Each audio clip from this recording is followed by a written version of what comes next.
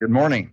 We will call the meeting of the Local Superintendent's Advisory Council to order, and we will start off with Commissioner Fletcher to provide an update on the Kentucky Department of Education. Thank you, Chair, Biggerstaff. A couple items. I'll kind of keep it short today. Two things that are going on. Of course, there's always something going on. As a matter of fact, I think I've been following Superintendent Alexander around. We had a good time with Coach Smith recently, but had some great opportunities to visit co-ops, and looking forward to visiting all the co-ops at some point in time within the next few months. So again, from the superintendent standpoint, it's great. I'm sorry, from the commissioner standpoint, I still call myself a superintendent from time to time. It's really good to get out and talk with people, and also have that opportunity to be with kids. As a matter of fact, I think I've got scheduled in January, I think it is, to go to Johnson County. I've got Spencer County coming up and a few others. I've been to Murray. I spent 2 nights with our good friend Coy Salmons. He just moved into a new home and didn't tell me that he just had moved, so that was interesting. But anyway, I visited Murray, Union, Murray Independent, Union County, Livingston County. Also visited Christian County and some others, and getting to see kids is just a great opportunity. And that's one of the things I want to continue, is be able to see kids, and also to get out to see other educators as we move through. But the two items I want to talk to you a little bit about today, of course, we're right in the middle of the study phase of our Prototype 4.0. Of course, we have a presentation a little bit later about our study phase. But I will make the argument that this study phase started 2 years ago with our L3 districts. There were 7 districts that started talking about local accountability, putting some work together. And I think some of us in this room I was not part of the very first cohort. We were part of the second cohort. But a lot of this work started 2 years ago, but now it's really ramped up and been very intense. And some of you in the room are part of the 36 districts that are really looking into the study phase and looking into Prototype 4.0 to give us some critical feedback of what you think that we can move forward with, and maybe some things that we need to hold back on, or maybe take other directions. We welcome that. We welcome that input. As a matter of fact, if you look at some of the input we've received so far, we're listening. A good example of that, we've talked about change versus student growth. In our first survey that was a couple months ago, 92 to 94%, so we're in that range of our people that responded, really wanted to move to student growth as opposed to the change element. So you won't see that survey question anymore. As we propose a new accountability model, we will focus in on student growth and work with our legislators to move towards that. But also, too, with this study phase right now, we've put this out broadly. Just since our release a couple of weeks ago, we have 219 responses from different groups. That's as of 8:20 this morning. I got that from Dr. Brewer. And so, again, we're listening. There's a lot of questions in there about local accountability. There's a lot of questions in there about accreditation style. Notice I said accreditation style, not necessarily accreditation. And there's a lot of great questions that will steer our work moving forward. So it's very important that everyone at this table, whether if you're part of the 36, we want that critical feedback. We need that critical feedback. As a matter of fact, I thought one of the best conversations I've had at a superintendent summit occurred a couple of weeks ago. And one of the ideas that bubbled up was, what about local accountability taking a larger role? So again, as we actually looked at our Prototype 4.0 survey and added some questions based on that idea that came from superintendents.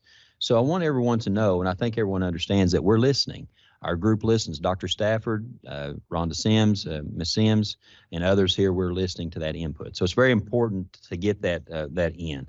I think October 4th, is that correct, when the survey closes? So let's make sure that we get that information as soon as possible. We will not have it together for the Kentucky Board of Education meeting because we'll have that data. We can't turn that around very quickly. We may give a couple of trends just to talk about. But again, in October 22nd and 23rd is our Kentucky United We Learn convening.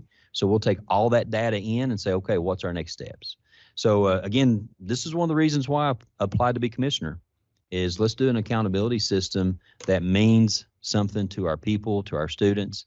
I know a lot of people, and I'm guilty of this, is new commissioner, new accountability system. Well, I'll say this, the work started before I came, but it was one of the reasons why I applied to be commissioner, was to be a part of this work. One of the many reasons. The other 600,000 are sitting in your classrooms each and every day is the reason why I applied.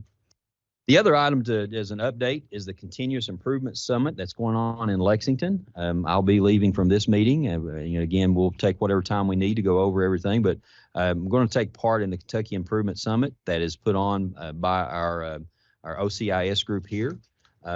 There's a lot of great topics for if you haven't had the opportunity. I think we had a full, I think everything sold out. We had a lot of great presentations, and I clicked on and was looking at them and just giving you some ideas of what was going on there. Enhanced professional learning, making new connections, combating chronic absenteeism, professional development diagnostics, equity evaluation of Title I funds, high quality career and technical education, HQIR implementation, building number sense skills, navigating infinite campus for data-driven decision making, successful scaffolding, multi-tiered system of supports, empowering students for engagement, choice, and voice. These are all different topics that you're going to see at our Continuous Improvement Summit. And the best part of that is we're making connections, not only from the KDE to our districts, but among our districts. So I truly believe if we're going to grow, those type of connections just need to keep building and getting stronger. And the OCIS, our Continuous Improvement Summit, is a big part of that. So I'd like to thank Dr. Kelly Foster and her office and her department for all the hard work they put into that. But she'll be the first to tell you it's a large team effort. So if you have that opportunity, I know some of you have some staff members there, really look into that work. So very proud of that. So those are two updates, and I'd be happy to answer any questions that on those two or any other items, Chair Biggerstaff, that anyone may have. Does anybody have any questions? Thank you, Commissioner Fletcher. We appreciate the work you're doing. Now we have one regulation for our review and action. We welcome Dr. Matthew Courtney from the Office of Continuous Improvement and Support to present this item.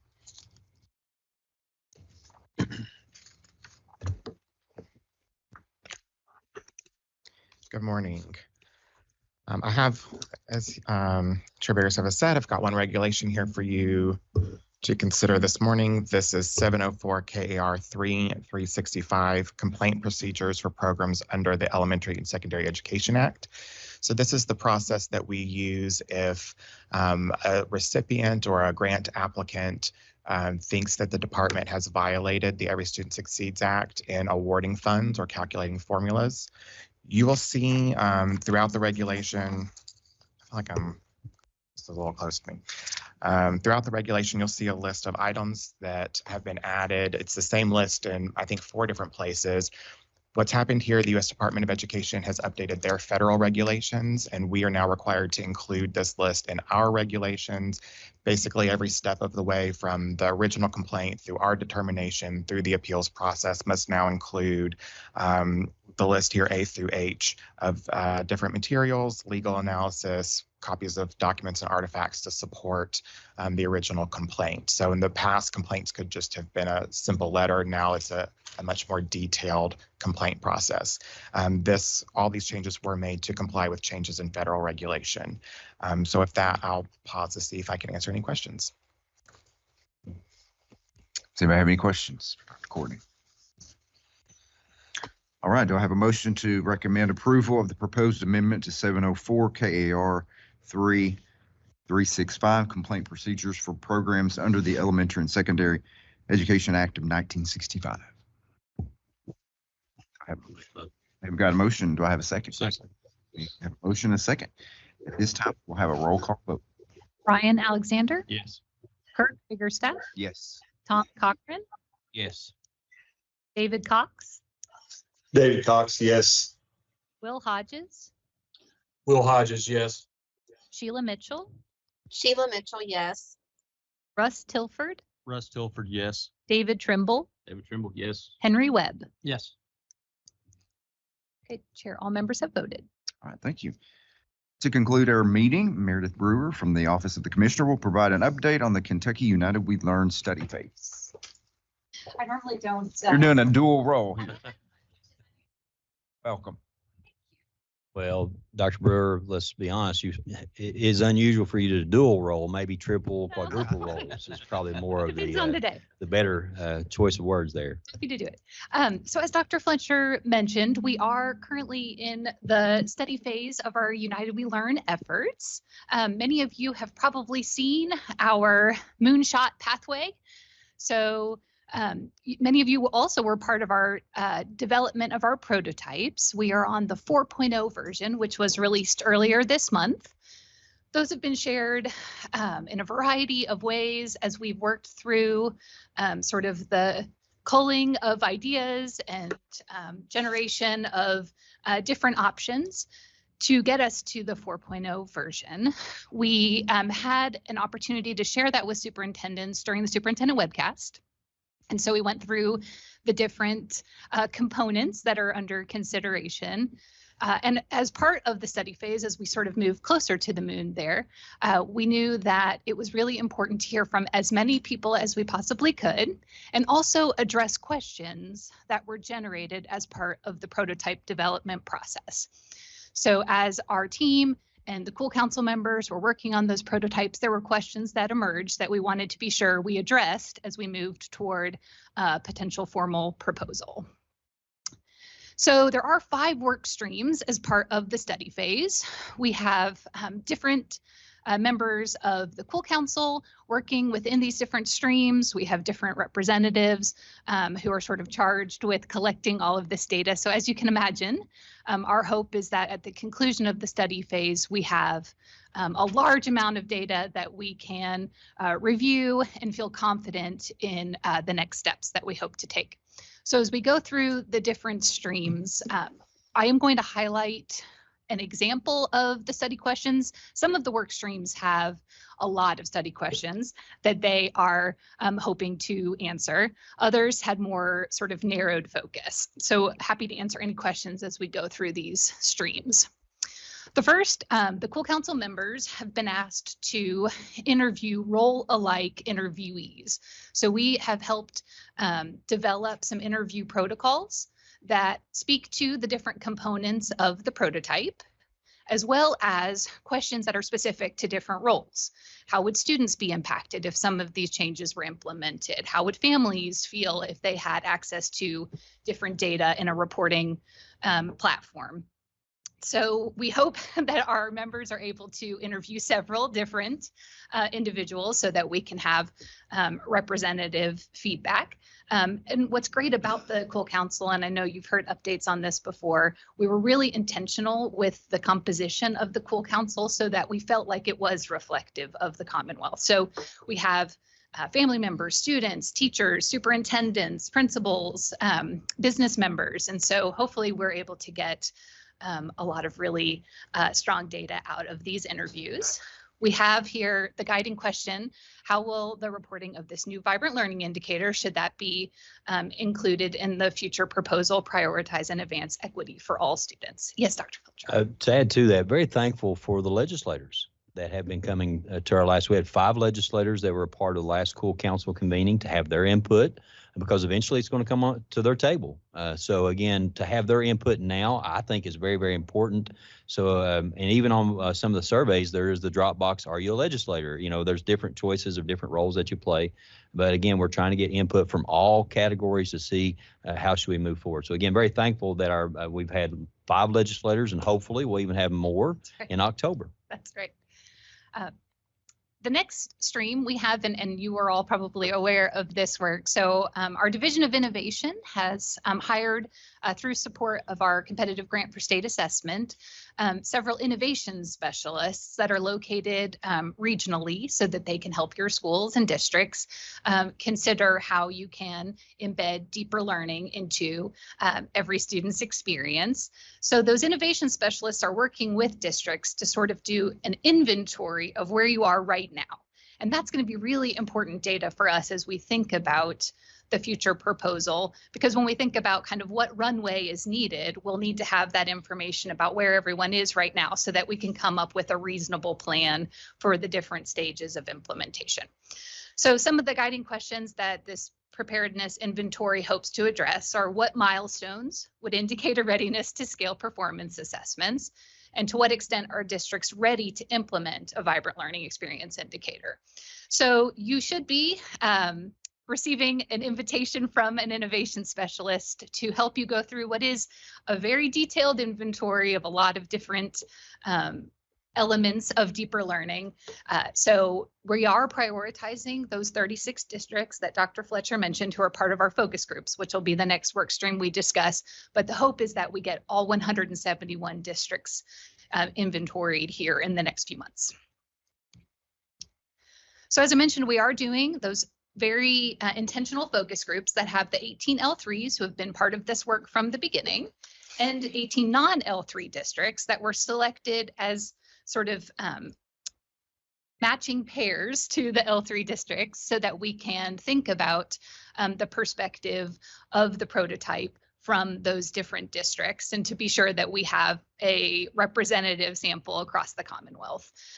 So some of the questions that our focus groups hope to answer is what role should the state play to monitor quality without sacrificing local autonomy? We know the L3s have really been advocating for local accountability, as Dr. Fletcher shared. You know your district best and what you want to include to highlight in any reporting. Certainly, we want to give you the opportunity to celebrate the amazing things that are happening in your districts that are unique. So what is the role that the state might need to play to ensure that there are still through lines of expectations across all of the districts, but that still allow for that individual representation? Also, what should the state's role be in determining what can be submitted locally, as well as in reviewing the quality of the local data points that are submitted, if at all? So in the KSS Summit, we had sort of some initial conversations and collected questions from those in attendance as we sort of think about this. We know that this is a very ambitious goal that we have established, our journey to the moon. So we want to be sure that we're being very thoughtful about how we collect data so that we can ensure that we can speak with confidence to the quality of the data and that it still shows that schools are being held to a standard that we all want for every student in the Commonwealth. We do have several partners. You may have interacted with them at various settings. So we have charged them with thinking about some of those implementation considerations, some of those questions around reliability, validity, some of those more complex psychometric considerations that we know will come up as we move forward to implement, questions that we would likely be asked by the U.S. Department of Education as we sort of move forward with any final proposal. So we have memos that are being drafted. Those will be available to us in early October so that our communications team can work with us to be sure that the information contained within can be presented in a way that our Cool Council members can engage with it, but also so that representatives from, for example, the Office of Assessment and Accountability can use it with their technical expertise as well. So one of the questions that our technical partners hope to address is what support would be necessary from the state to ensure information about that vibrant learning experience indicator can be implemented and evaluated in a manner that supports continuous improvement of local districts. All right, and then the final one that I'm sure you are all aware of is our feedback survey. So we did release the survey as part of the release of the prototype earlier this month, and it is open to any interested respondent. So anyone who wants to take the survey, we have made it available to them. We do have on our website a resource page that includes videos that Dr. Stafford has recorded to go through the different components, as well as a variety of other resource documents, a glossary, some additional support materials, because we know that this is really complex and complicated matters that we're asking people to weigh in on. And we want to be sure that we're providing appropriate supports. Not everyone has the same level of sort of foundational understanding of our current system. So we wanted to provide as much supports as possible so people feel confident in being able to give us feedback. So that's available on our website.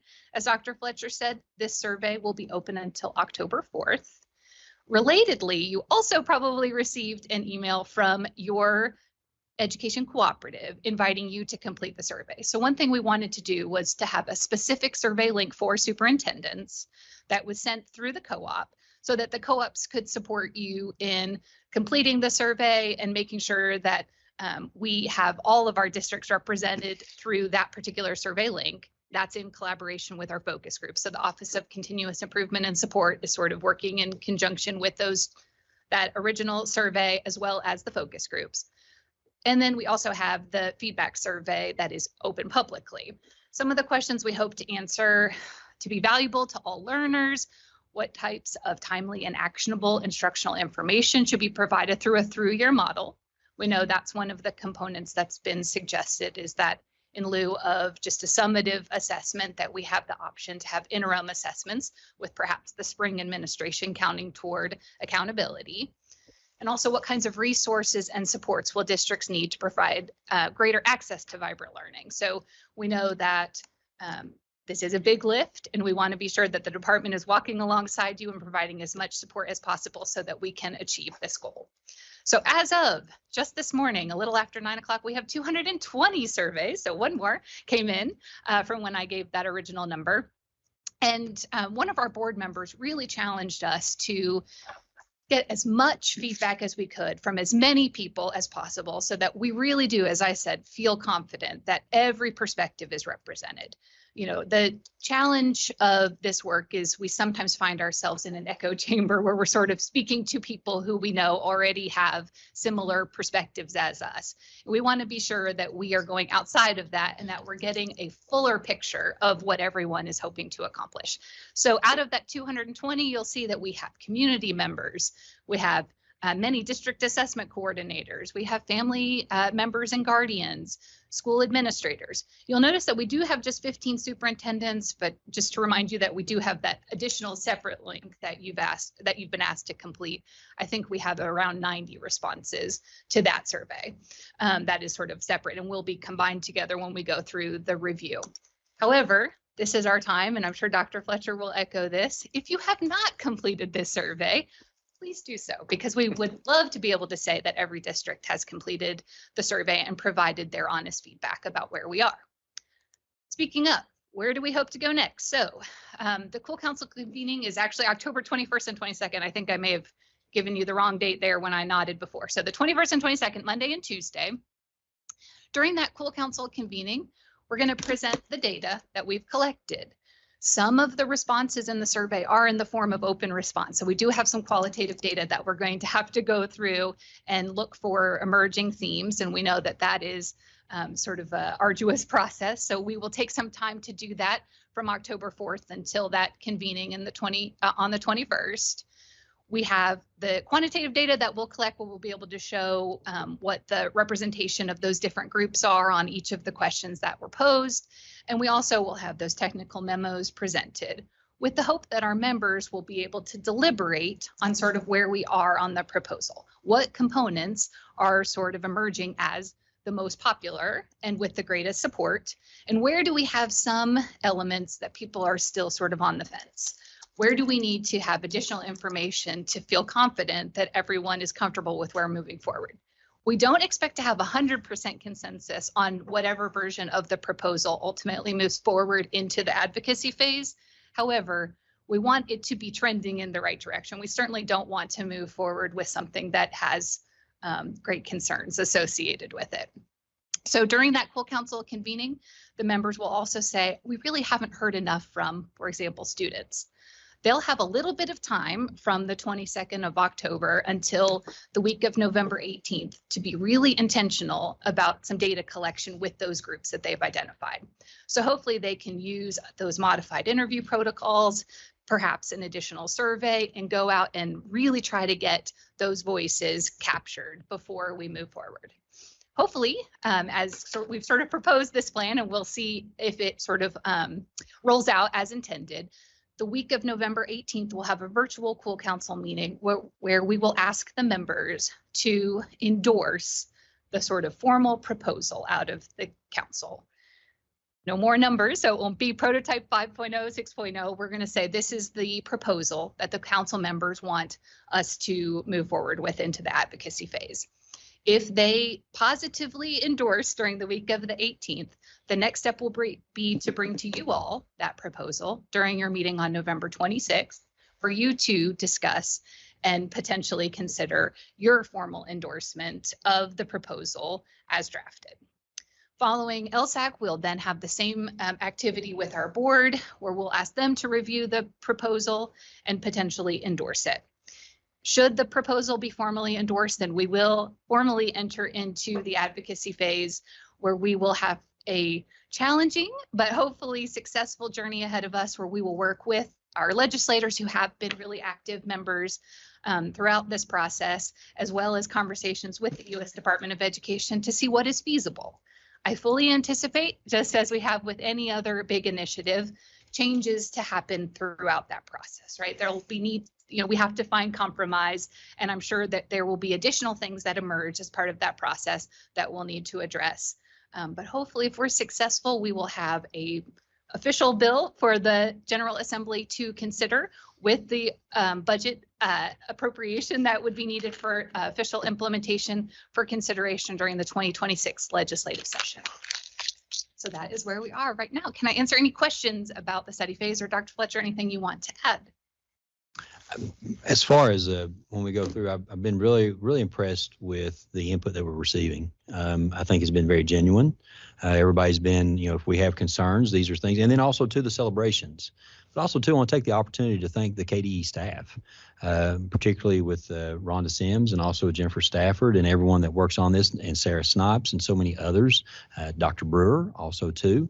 There are so many people that are taking consideration of all the input that we're receiving. As a matter of fact, there's a lot of work that went on after the Superintendent Summit. So I want to thank Team KDE for the work that they put forward in this moving forward.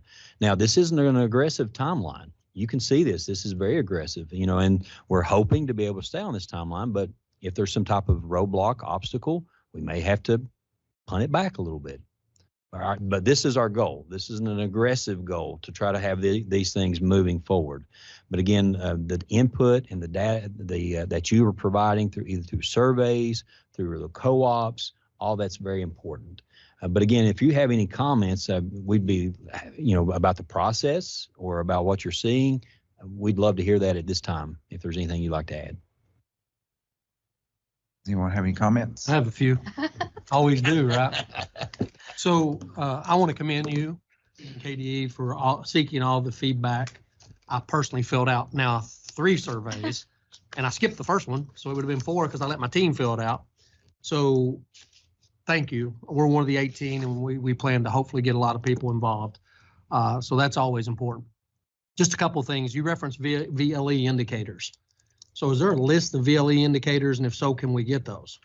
Yes. So our partners, as we were working on the prototype, did develop examples of what would be vibrant learning, such as student-led conferences, demonstrations of learning, those sorts of things. And I'm happy to provide those to the members. I think the idea is that certainly there are other elements that would be captured within. So is it just the list on what's been presented, those 6 or 7? Right now, Yeah. yes. And I'm just asking, what was used to say those were vibrant learning experience? Because student conferences could be good. That's right. Or they could be not so good. They could be good in this classroom, but they could be terrible in this classroom. So what was utilized as a metric or a rubric to say this is a vibrant learning experience versus this? That's right. And so I think that is a really important question that we have been wrestling with. We did have, as part of the original Cool Council, 3 different groups that worked in different capacities to sort of think about this work. And we had a vibrant learning experiences group, and they were the ones that came up with the definition of what is vibrant learning, learning that matters to students. And they had an activity to sort of generate what might be representative of that, but they also echoed that same perspective that there's variance in the quality of those experiences. So you'll notice that in the different prototypes to date, we have sort of what are the different ways we might want to measure this, one being a percentage that could potentially be included within that federal accountability space. And that's just about access. So what percentage of students have access to vibrant learning? So that would be where we would have districts sort of report what student activities have occurred so that we could have that similar to with post-secondary readiness. However, that does not speak to quality. The other option down the road was to have more of an evaluation of quality with some standardized rubrics where that would be able to capture more of those elements of vibrant learning that everyone recognizes to be of a certain standard of quality. However, that does require that everyone use those common rubrics, and perhaps some of our districts, which is part of that preparedness inventory, are not quite ready for that level of accountability. Well, I would just indicate again that if, you asked for feedback, I'm giving it. When I talked to our 18 principals, the immediate thing I got back was, okay, we were told we weren't going to change assessment for 6 years. So we're changing the assessment again. If I'm going to go and convince my people that these are vibrant learning experiences, then I think there should be some research around it, more than just, because I've visited districts that do performance-based learning, call it performance-based learning, and I left very unimpressed. So just to say something's vibrant learning for that terminology, I would just encourage you all to think more about how we determine that's vibrant learning and what that really means. Sure. That's just some feedback I want to give you. We ask legislators now to do physical notes with bills. Has there been any physical notes tied to any of this? For example, the survey I just completed referenced the third-party evaluator multiple times, which concerns me. I'm just being honest, because regardless of how well you train people, there are biases when people score. Some people are naturally biased to give A's, and some people take great pride in giving C's and D's. It's just the world we live in. Has there been a physical note tied to a third-party evaluator, and who's going to pay for that? Because the legislator may pay for it year 1, year 2, but I just want a reassurance that if we get people going all across Kentucky doing third-party evaluations, that cost is not going to be shifted to the district, because I'd hate to be paying for my own audit. So we have not run the numbers. However, that's part of the long-term plan and why we want to bring this in the 26 session, so that we can have the appropriate budgetary support. And that's wonderful, but you're asking me to comment on something in a survey that I don't have a clue what it may cost. So if it costs the state $3 million to have somebody come in and externally, why would we do that? Why would we spend $3 million when we can spend $3 million on a lot of things? So I don't know. It may be, I'm imagining it's going to be a lot of money.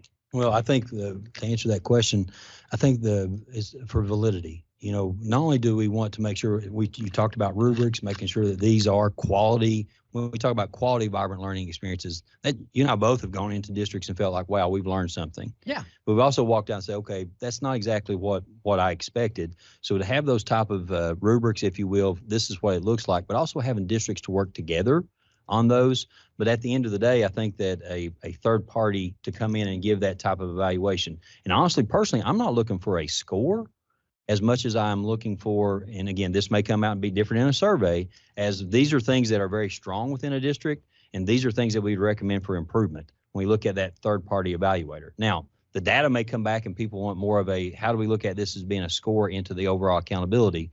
But I think in order to have that validity and some comparability, I don't want to do comparability, but validity, having that outside set of eyes, I think is very important. Because just to answer your question from before, if we try to have the same organization, the same set of eyes to this is the bar, make sure that they look at that bar as opposed to having different people go through different districts and make those type of recommendations. So I think that training is going to be so important as we move forward. Yeah, and of course also too, making sure that we can get that money from the state legislature. Yeah, well, but if it comes to state legislature, it's coming from somewhere. Yeah. It's not going into textbooks. It's not going into buses. It's coming from somewhere.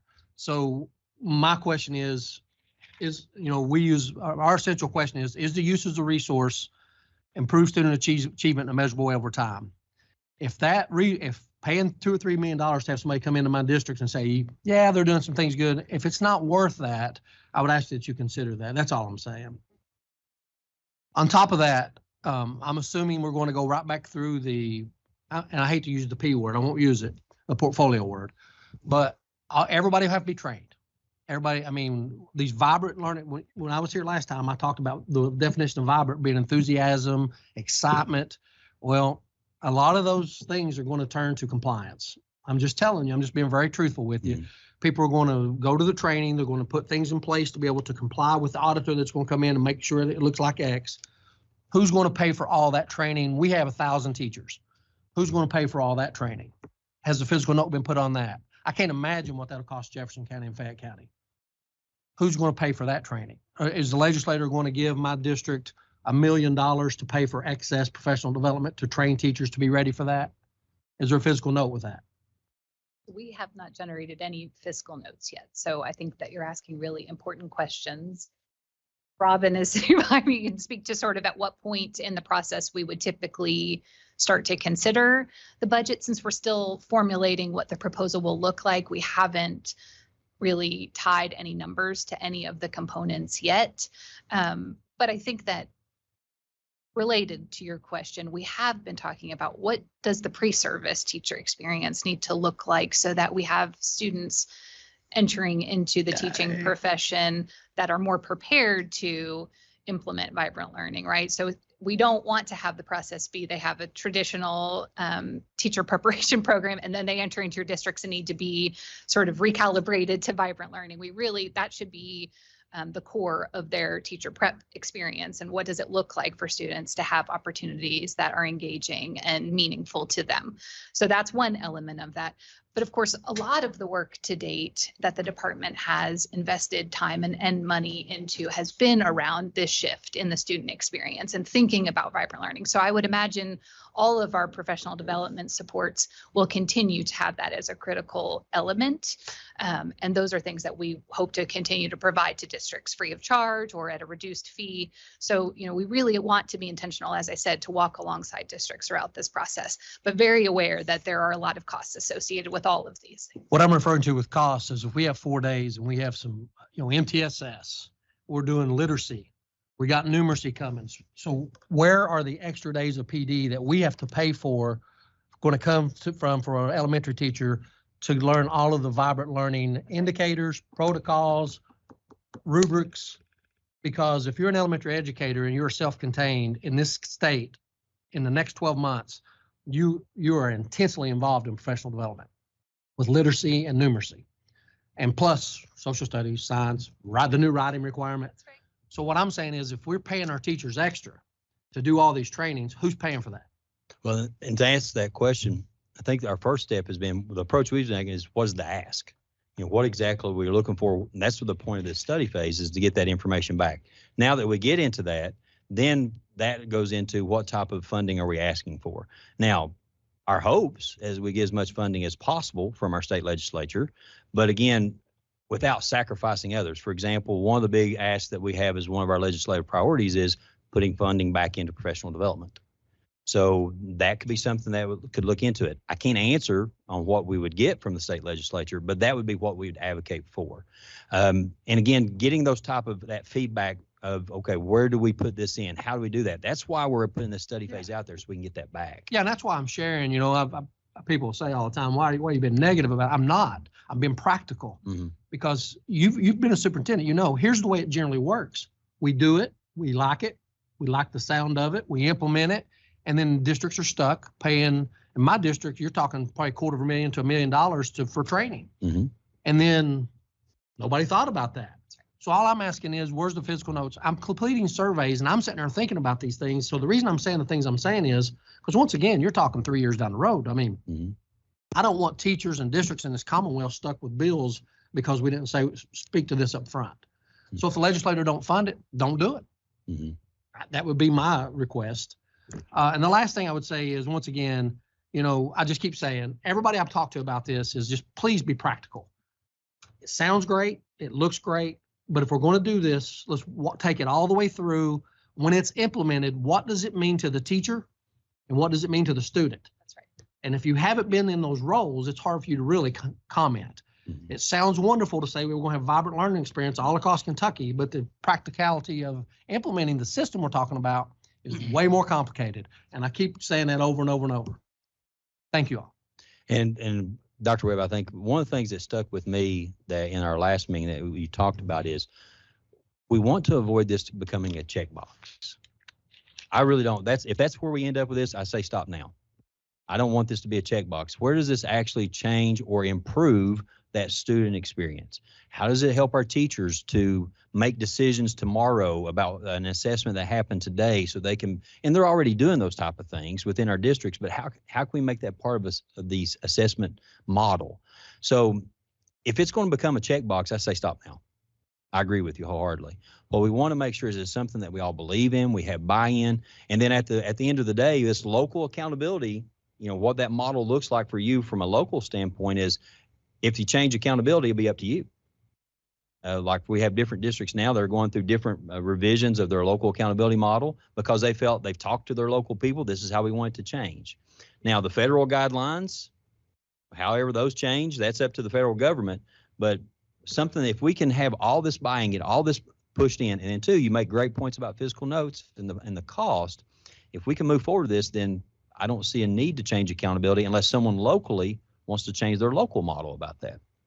So again, if it's just going to be a checkbox, I'd be the first one to say stop now. That's what we want to avoid. Yeah, and I'm not being critical about a checkbox. What I'm saying is the training to make sure we don't do performance-based learning. We don't do student defenses because I've just been, if you look at Hattie's work, I mean, I haven't seen research that shows if you do student defenses that this is going to go up by the effect size on that goes up X%. So that's why I was asking about the vibrant learning experience. Where did we come up with student defenses other than maybe an L3 district was doing it? And I'm not being critical of that. Mm-hmm. If they're doing it and it's working, it's part of their accountability. Wonderful. Mm-hmm. But we haven't done that. So if you want us to stop what we're doing in our district and switch completely, convince us is all I'm saying. Don't just say you have to do it as part of accountability model. That's right. Because we have, Jefferson County's got 100,000 students. Mm-hmm. We've got 14,000. I got to get 14,000 kids now defending their learning. Mm-hmm. And 1,000 teachers doing that. So it's not as simple as let's do this. That's all I'm saying. I'm not opposed. Right. I love the ideals you're throwing around. I'm just asking us all to be practical. And that's one of the reasons why you see that last checkbox, something proposed locally. Yeah. Maybe defensive learning is not for I understand. for Kenton County.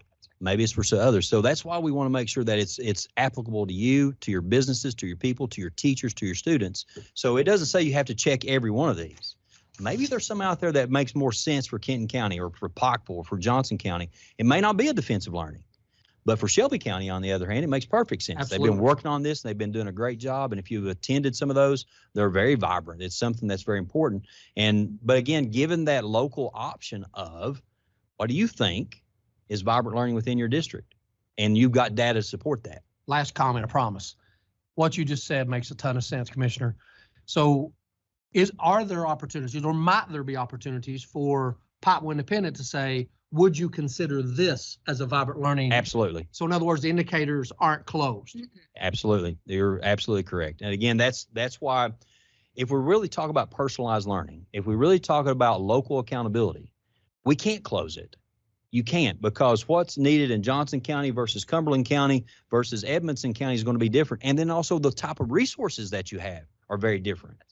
So we have to have that flexibility in there so that the local accountability makes sense at that part. So again, our goal here is to do something that is special, but also too makes a difference for each individual child.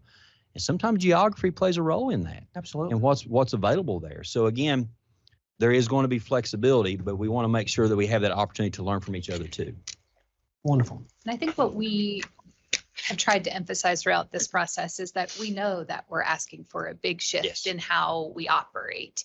And so if we can reach consensus on where we hope to end up, the process to get there is still being defined, right? So if we know that we have to change the way that the student experience occurs in our classrooms to be responsive to this ever-changing world, right? We know that students need to be engaged. They need to see that their time in school is meaningful and is helping them to be able to engage in a society that we can't even imagine all of what will be what they will confront in their working lives. So we know that we have to do that.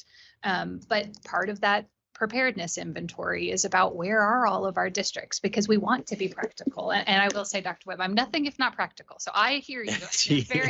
Maybe the most practical person in the building. So I totally agree that we need to have reasonable expectations, because otherwise we may all agree that the goal is laudable, but it's just not achievable because we haven't put in the foundational supports we need to have it succeed. So I will make one more comment. When we talk about local accountability, and you look at different districts have local accountability measures, and I'm going to talk a little bit about Logan County very quickly, and something I never thought about, and we always talk about student well-being. Well, one of their metrics is student involvement. Mhm. How many are they involved in extracurricular? Are they involved in co-curricular? Are they involved in? We do And I hadn't seen that in Kenton County. I said, you know what? That's a beautiful measure. I mean, because a lot of times the student experience is not just what happens in the classroom. It's based on that co-curricular, the band, the JROTC, or maybe a club that they're a part of. There's no way I'd want to take that away from Logan County. And so to me, that's why this vibrant learning and how we define it, it may look a little different for each person. So I think the flexibility is very important, and very much so is it practical. So you brought that up, so I have to make another comment that Sure. if you look at this AASA student readiness, we have a transition readiness model that's based after AASA. We use KDEs, of course, but our data is off AASA's transition ready model because, and the research is there for every single indicator to support what you just said. There is research to show that if kids are engaged in activities, post-secondary success goes up. Yep. So if a district can defend that with research or whatever they use to defend that, I'm so tickled to hear you say today that that's a possibility to use versus just a set of 5 or 6 things that's been shared. Absolutely. Thank you. You're welcome. It looks like we have a comment. I can't see. Hodges. Oh. Superintendent Hodges. Superintendent Hodges. Good morning. Thanks for I'll be brief, but as he mentioned, practical, that's the big thing with me, to keep it simple. Unfortunately, in the world of education, a lot of times that doesn't happen. We do not keep it simple. When we look across, whether it be the state or the nation or whatever. I think probably most of us sitting here will say in our districts each and every day, teaching and learning is at the forefront of our minds and everything that we do. And that we all believe in having a strong accountability system. I can say in our classrooms, we have vibrant learning experiences, we do. And those type measures are expanding. But I do have concerns on how does that look across the state, as mentioned with the training, and how do we prove that learning is really taking place, and how are we consistent in that? But the cost too on some of these measures is a big concern to me, and I won't get back into that because we've talked about that enough. But I think the big thing has been said a lot of times: keep it practical, keep it simple, and let's make sure that we ensure that teaching and learning is taking place. So thank you. Thank you all for the feedback. Does anybody have any other comments? I'll say just from my experience since the survey went out, I want to say thank you for the amount of communication and the amount of listening that you're doing, and encourage that to continue. I had a 40-minute conversation with a writing teacher the other day who teaches at the very highest level and has had some significant success teaching kids writing. And she was in fear. She pulled me to the side and she said, "We got to sit down and talk about this. I don't see enough writing in this prototype." While she was doing her survey. And so we had a lot of communication to assure her that writing would not be left out, whether it be locally, and when we talk about communication, or whether it be somewhere in the assessment process. And she made me promise to say that Mickey Ray should be very involved in that because she loves writing. And so it was really interesting for me to see. I'm excited about the conversations about growth versus change, as I've shared a lot, and I'm excited about the idea of talking about the individual student. And so for me, sometimes that clouds it for me to not have the kind of fear that folks have, that this is the way we've always done it. It's always been teach it, take a test on it. And so I think I've realized since that survey's come out that there's some folks that are scared of the thought that it's not just going to look like that. And she was genuinely, I said, "Well, you're going to still be teaching writing. Our kids are going to learn it." And she said, "But I want everybody to learn writing." And so I just recognize that. So I appreciate the communication that's going out first, and the prototype and all the information that she had to kind of review prior to doing the survey. And then I just encourage that continues, because I think it will help ease some of the fear along the way, and help her folks out. You'll find her survey because she'll say writing in it a lot. She is very insistent that be involved. And so thanks for listening. And again, I appreciate that I know you'll continue to listen to our folks at every level in the process. And I think along those comments, just because it's not assessed at the federal level doesn't mean it's not important. But on the local level, you have all kinds of opportunity to add that into the local accountability piece that, whether it's local accountability is a small portion or a large portion of the overall accountability model, I think it's very important that we have those opportunities to emphasize that. And then two, how do we present that data? How do you present that locally? But again, one of the big questions has been about social studies. I think social studies is very important. It's about where we've been, where we're going, who we are as a culture. So absolutely, it's a huge part of who we are.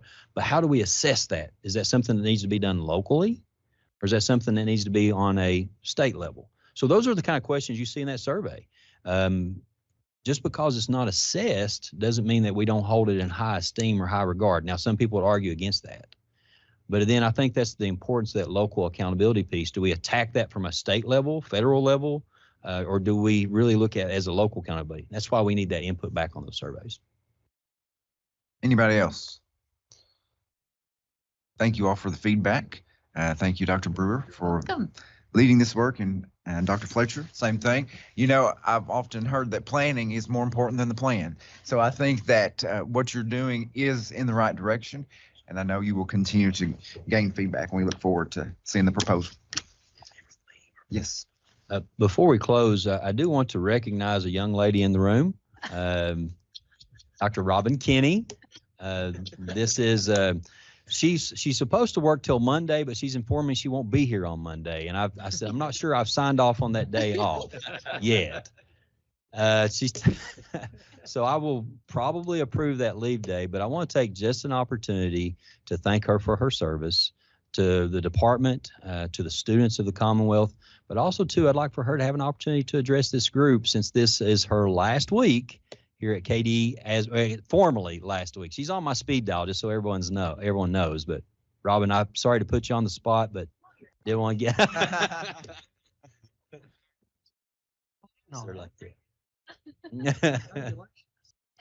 Didn't know that. I turned around because you said a young lady, and I was like, who is he talking to back here? Well, yes, this is my last week at the department. I'm retiring effective October 1st. And I can't tell you what a pleasure it's been to work here at the Kentucky Department of Education. I think I have about 14 years in here after 27 years of service in state government overall. And it's been a really rewarding, but still challenging opportunity for me. And the best part, of course, just like working in your districts, the very best part is the relationships that you form with people. And I'm always so proud of being able to represent the department along with my colleagues. They're a great group of people. They are very normal people. They are have the same fears and challenges and success that you do in your districts. And so we're always encouraging people to reach out to us because we are more like you than maybe you think. So I'm looking forward to spending some time with my mom, specifically my whole family, but my mom. My work, just like yours, is very time consuming. And so I haven't had the opportunity to spend as much time as I would like with her. So the reason I am taking my leave day on Monday is because I'm taking my mom to the beach for a week. So please send me your good vibes that the hurricane in the Gulf Coast is already out of the place so that we can enjoy our time together. But sincere thank you to the superintendents here and all the superintendents across the Commonwealth who did so much to support me both professionally and personally when I was serving as the interim commissioner. It was probably the highlight of my professional career. So I certainly appreciate all the support. One of the things that I'll close with this comment about Robin. She didn't announce her retirement until after she figured out whether or not the new guy was going to take care of her family. And you could tell that she was so concerned about her team. She's been great in this transition, but not only in the transition, she put us on some great relationships prior to my becoming commissioner. There's a lot of work that she did behind the scenes to not only build relationships with districts, but also build relationships with legislators. But she's been doing that her whole career. I've seen that already. So again, she didn't announce her retirement until she made sure that the new guy was going to take care of her family. And when I say her family, that's how she sees KDE. Just like you do in your own districts with the people that you work with, it becomes family. And this is her family, and I sincerely believe that. And I know that she'll come back and visit several times, but I also want her to know she'll be severely missed here, especially by the new guy, the new commissioner, Thank you but very also too much. by her KDE family. Thank you. Yes, thank you, Pleasure working Robin. with you all. Thank you for your service, Robin. We appreciate that. And good luck at the beach. Our next meeting will be November 26th, 2024. And with that, this meeting is adjourned. Thank you.